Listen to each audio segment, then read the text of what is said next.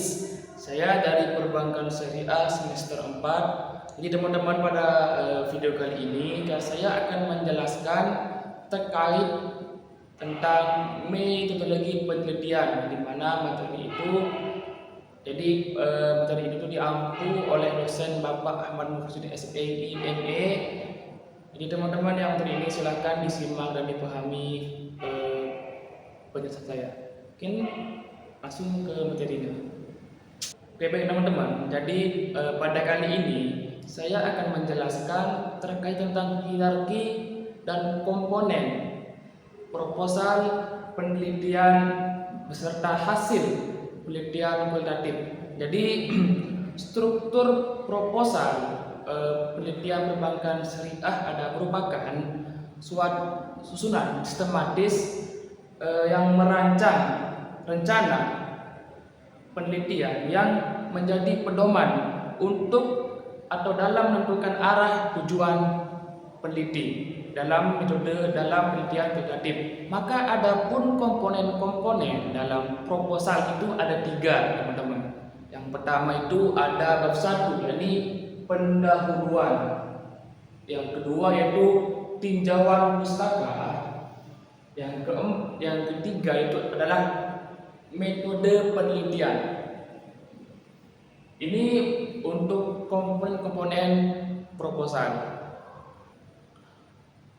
Nah, setelah kita mengetahui komponen utama dalam proposal, maka setelah itu kita akan membahas terkait tentang struktur laporan hasil penelitian kualitatif.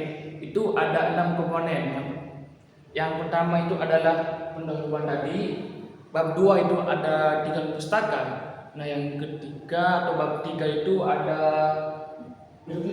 metode penelitian. Nah, yang keempat itu ada hasil. Bab 4 itu ada hasil dan pembahasan.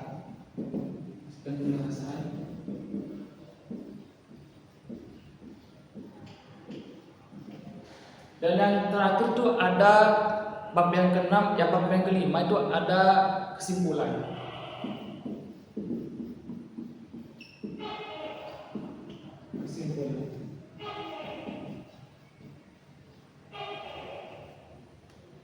Nah, teman-teman, perlu kita ketahui dalam setiap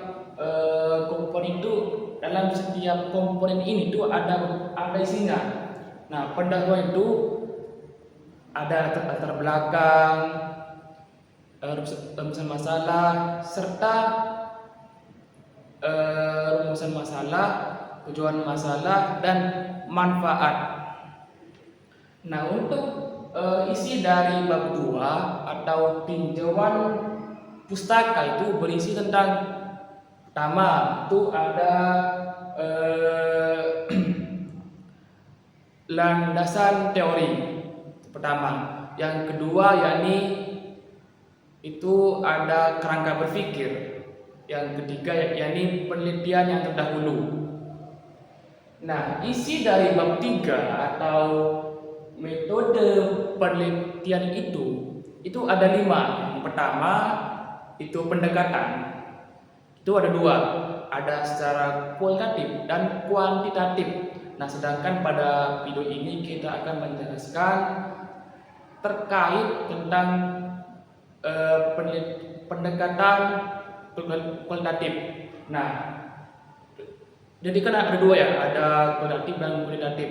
Yang pertama itu ada pendekatan, yang kedua itu ada data, yang ketiga itu ada sumber data, yang keempat itu ada jenis, dan terakhir itu adalah data keabsahan data. Nah, setelah kita mengetahui itu, maka kita akan menguraikan ke dalam atau kita akan lanjut ke bab 4, yaitu hasil dan pembahasan. Nah, di hasil dalam sini itu hubungan antara bab 4 dengan bab 2 atau bab 1. Nah, hubungan antara bab 4 itu, untuk hubungan antara bab 4 dengan bab 1 adalah untuk menjawab rumusan masalah tadi. Nah, dan sedangkan hubungan antara bab 3 dan bab 2 itu adalah bab 2 itu adalah penjelasan dari bab 3. Nah, hubungan antara bab 4 dengan bab 3 itu adalah cara untuk mendapatkan sebuah data yang kemudian itu dibungkus atau ditafsirkan atau dinarasikan ke dalam ke bab 4, yakni tentang hasil dan pembahasan teman-teman. Seperti itu. Nah, oke teman-teman.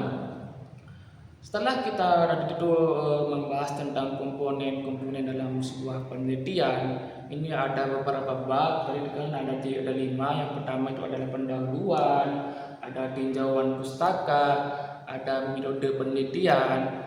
Yang keempat itu ada hasil dan pembahasan. Yang terakhir adalah kesimpulan. Itu pendidikan beberapa komponen penelitian. Nah, setelah juga kita membahas itu, maka kita masuk paradigma. Ada 3 paradigma atau sudut pandang dalam itu ada 3. Yang pertama itu adalah paradigma positif. Yang kedua itu adalah paradigma interpretif. Nah, yang ketiga itu adalah paradigma kritis. Nah, ada pun beberapa karakteristik atau jenis-jenis penelitian itu ada studi kasus, ada etnomologi, ada etnografi, groundbreaking teori, terus penelitian naratif, penelitian deskriptif, dan terakhir adalah aksen atau tindakan. Nah, setelah kita membahas semua itu, maka kita akan lanjut ke tahapan-tahapan dalam sebuah penelitian. Yang pertama itu adalah menentukan masalah penelitian. Nah, teman-teman, perlu kita ketahui sebelum kita meneliti sebuah masalah, maka kita akan menentukan dulu tema apa yang akan kita teliti. Nah, setelah itu maka kita akan lanjut ke, setelah kita menentukan, maka kita akan memfokuskan tema tersebut. Sekiranya ada fenomena apa yang terkandung dalamnya. Nah, setelah kita mengetahui fenomena itu, maka kita akan mengumpulkan data. Nah, perlu kita teman-teman ketahui, tidak semua data itu bisa menjadi acuan dalam penelitian. Maka setelah kita mengumpulkan data, maka kita perlu, sebelum kita membungkus dalam bentuk naratif, kita akan menganalisis dulu. Kita akan analisis data tersebut. Nah, setelah kita menganalisis, kita lanjut ke penarikan kesimpulan. Nah, setelah itu maka ada penyusunan laporan penelitian yang terakhir. Lanjut ke materi berikutnya, yakni adalah latar belakang dalam penelitian kualitatif. Nah, teman-teman, latar belakang adalah dalam penelitian kualitatif itu adalah merupakan bagian pendahuluan yang menjelaskan tentang. Nah, teman-teman, mungkin biar lebih paham, tadi kan ada beberapa komponen ya. Jadi ada pendahuluan tadi. Kita fokus ke komponen yang pertama, yakni pendahuluan. Nah, dalam pendahuluan ini itu terdapat jadi kan ada latar belakang. Nah, ini perlu kita pahami dulu, apa sih itu latar belakang. Nah, teman-teman, latar belakang adalah merupakan bagian pendahuluan yang menjelaskan konteks fenomena dan alasan kita mengangkat tema tersebut. Yang dimaksud dengan latar belakang itu ada beberapa jenis. Yang pertama itu ada latar belakang teoritis, ada latar belakang praktis, ada konseptual, ada empiris, dan kontekstual, teman-teman. Nah, teman-teman, ini yang materi terakhir yang diajarkan oleh dosen kami, yakni tentang data. Nah, data yang digunakan dalam penelitian itu ada 2 sumber data. Yang adalah sumber data primer, yang dimana didapatkan dengan cara turun langsung ke lapangan. Ini dengan wawancara, dokumentasi, observasi, dan lain-lain. Nah, yang kedua itu ada data sekunder, di mana itu dapat cukup dengan membaca penelitian-penelitian orang-orang terdahulu. Oke, mungkin sekian yang bisa saya sampaikan. Kurang lebihnya saya mohon maaf. Mungkin dari penyampaian saya yang mungkin kurang tepat dan mungkin ada yang salah. Mohon dimaklumi ya teman-teman. Mungkin sekian dari saya. Wallahu muwaffiq ila aqwamit thoriq. Wassalamualaikum warahmatullahi wabarakatuh.